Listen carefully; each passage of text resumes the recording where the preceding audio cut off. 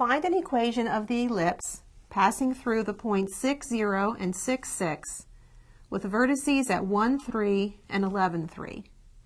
Now we aren't asked to graph the ellipse, but I think in order to understand what this is doing and what it looks like, we should draw a sketch of it.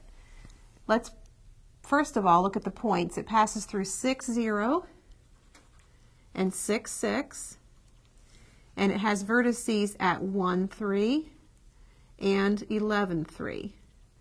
So let's sketch the ellipse to see what we have here.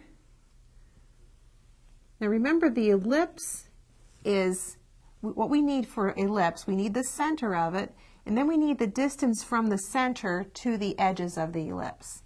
Halfway between 1 and 11 is 6. So right here at 6, 3 is the center. If we go from 6 this direction or this direction, we would have 5 units. And if we go up or down, we have 3 units. So the center, from our diagram, we can see that the center is 6, 3. We can see that A is 5 and B is 3.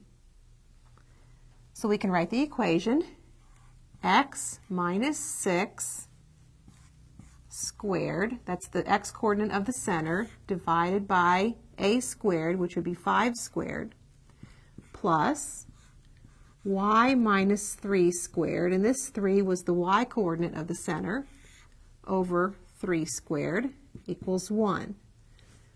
Now that is an equation of the ellipse. You might want to write it in a little simpler form by squaring these. That would be x minus 6 squared over 25 plus y minus 3 squared over 9 equals 1.